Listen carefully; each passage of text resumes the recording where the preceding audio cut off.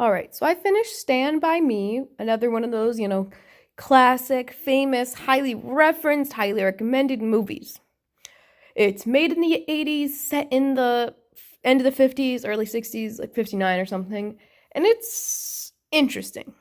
I thought it was one of the worst movies I had seen for the first half of it. Like, it sucked. The characters sucked and were uninteresting. Just the plot was boring. Like, nothing was good. Nothing at all. I did not give a it sucked.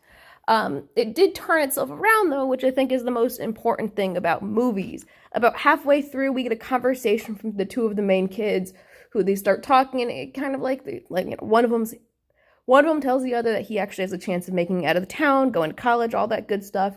And that's kind of the first moment halfway through this movie where I ever cared about any of these kids.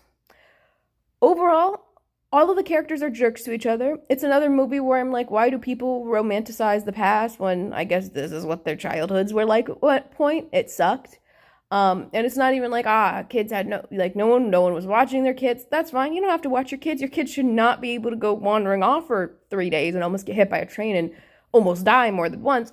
So I can see why things have changed. Yeah.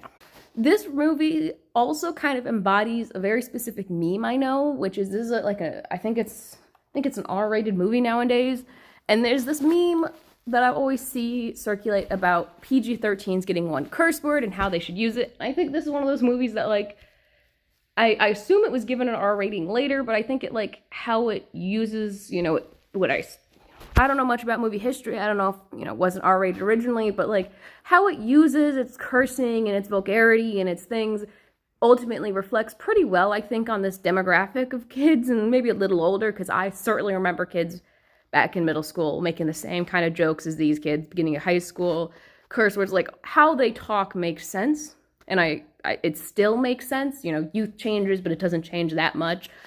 Ultimately, it's an all right movie. I'm gonna give it a 6 out of 10. By the end, I like the characters. Now I understand the reference. I know Family Guy did a whole skit on this. Simpsons too. They both have done detailed, retellings or inspired by sections in their cartoons, and they're good. And now they all make sense. I understand what they're coming from. I understand what they're getting at, and I can kind of see how this is seen in other media. I can see its impact and its influence, which is also really nice.